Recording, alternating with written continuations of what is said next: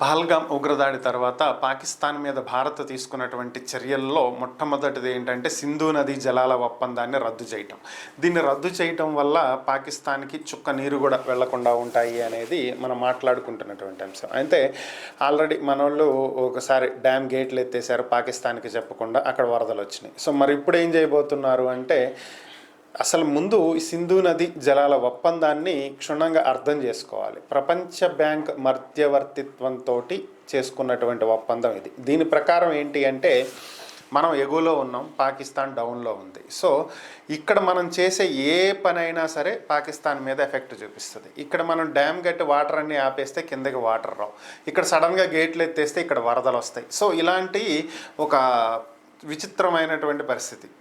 So ఇలాంటి సిచ్యువేషన్స్లో ఇప్పుడు మన దేశంలో అనుకోండి, మన దేశంలోనే మన రాష్ట్రాల మధ్యలోనే ఉండేటువంటి డ్యామ్లే కాబట్టి మనకు అది పెద్ద మ్యాటర్ కాదు. అయినా కూడా మనం రాష్ట్రాల మధ్యలోనే కొట్టుకు వస్తున్నాం అనుకోండి, మాకు నీళ్లు తక్కువ ఇస్తున్నారు, మాకు నీళ్ళు ఎక్కువ ఇస్తున్నారు, ఇట్లాంటివన్నీ. సో ఇక దేశాల మధ్య పరిస్థితి అంటే ఎలా ఉంటుందో మీకు తెలుసు. సో భారత్ ఏ నిర్ణయం తీసుకున్నా, అంటే సింధు నది మీద నీళ్లు నిల్వ చేయాలన్నా పాకిస్తాన్కి చెప్పాలి, కరెంట్ ఉత్పత్తి కోసం వాటర్ రిలీజ్ చేయాలన్నా పాకిస్తాన్కి చెప్పాలి, లేదా డ్యామ్లో పూడుకుపోయినటువంటి పూడికను తీయాలన్నా పాకిస్తాన్కి చెప్పాలి, డ్యామ్ నిండిపోయింది గేట్లు ఎత్తాలన్నా పాకిస్తాన్కి చెప్పాలి. ఎందుకంటే ముందస్తు సమాచారం అందించాలి. అదే ఈ నదీ జలాల ఒప్పందం.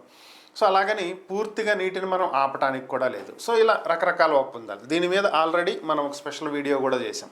సో ఇప్పుడు పరిస్థితి ఏంటి అంటే, ఈ ఒప్పందాన్ని రద్దు చేయటం వల్ల భారత్ ఏ సమాచారాన్ని కూడా పాకిస్తాన్తో పంచుకోవాల్సినటువంటి అవసరం లేదు. సో ఈ ఒప్పందాన్ని సక్సెస్ఫుల్గా అమలు చేయటం కోసం సింధు నది జలాల ఒప్పందం అమలుకు సంబంధించి ఒక బోర్డును కూడా ఏర్పాటు చేశారు, ఒక నియంత్రణ మండలి. సో దీంట్లో ఇరు దేశాలకు సంబంధించిన అధికారులు ఉంటారు, వీళ్ళు పర్యవేక్షిస్తుంటారు. ఇప్పుడు మనం అసలు ఒప్పందాన్నే రద్దు చేశాం కాబట్టి ఈ బోర్డుకి అధికారాలు ఉండవు. లేదు, మీరు ఈ ఒప్పందాన్ని ఖచ్చితంగా అమలు చేయాల్సిందే అని అడగటానికి లేదు. సో అలాగని చెప్పి మరి ప్రపంచ బ్యాంక్ దగ్గరికి వెళ్తే, ప్రపంచ బ్యాంక్ లిమిట్ ఎంతవరకు అంటే, ఒకసారి ఆలోచించండి, కూర్చుని మాట్లాడుకోండి, మరలా దీన్ని అమల్లోకి తీసుకురండి అని చెప్పి సామరస్యపూర్వకంగా చెప్పేంతవరకే ప్రపంచ బ్యాంకుకి హక్కు ఉంది తప్ప, భారత్ నువ్వు ఖచ్చితంగా అమలు చేయాల్సిందే అనేటువంటి హక్కు ప్రపంచ బ్యాంకుకి లేదు. He's just a mediator. So వాళ్ళు కూడా ఏమీ చేయలేనటువంటి పరిస్థితి. సో ఇప్పుడు మనకున్నటువంటి అడ్వాంటేజ్ ఏంటంటే, ఈ రోజు పాకిస్తాన్ ఏమీ ఎడారైపోదు. ఎందుకంటే భారత్లో సింధు నది మీద మనం నిర్మించినటువంటి డ్యామ్స్ అది ఏవైనా కావచ్చు, అది సింధు నది, దానికి సంబంధించినటువంటి 5 ఉపనదులు, వీటి మీద నిర్మించినటువంటి డ్యాముల్లో వాటర్ ఫుల్ స్టోరేజ్కి వచ్చిన తర్వాత మనం ఎలాగూ గేట్లు ఎత్తుతాం.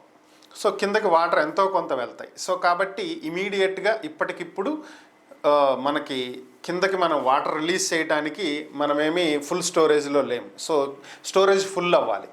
అలాగే డెడ్ స్టోరేజ్లో కూడా లేము, కంప్లీట్గా వాటర్ ఆగిపోనూ లేదు.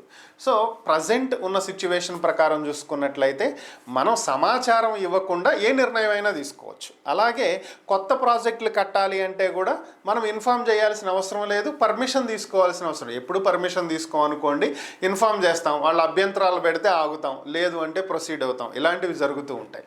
సో ఇప్పుడు ఆ అవకాశం కూడా, ఆ అవసరం కూడా లేదు, అవకాశం కాదు అవసరం కూడా లేదు. సో ఇప్పుడు భారత్ కొన్ని కీలక నిర్ణయాలు తీసుకుంది. ఇదేంటి అంటే, ప్రస్తుతం ఉన్నటువంటి అన్ని ప్రాజెక్టుల్లో సింధు నది, దాని ఉపనదులు అన్నింటిలోనూ, అన్ని ప్రాజెక్టుల్లోనూ ఏదైతే పూడికతీత పనులు ఉన్నాయో వీటిని ఇమీడియట్గా స్టార్ట్ చేయాలని చెప్పి నిర్ణయం తీసుకున్నట్లుగా ఒక సమాచారం. అంటే దీన్ని మామూలుగా మనం పాకిస్తాన్కి చెప్పి చేయాలి. దీంట్లో మట్టి మేటలు పడిపోయింది, పూడిపోయింది, వీటన్నింటినీ తీస్తున్నాం. పూడికి తీయటం వల్ల వాటర్ స్టోరేజ్ కొంత పెరుగుతుంది.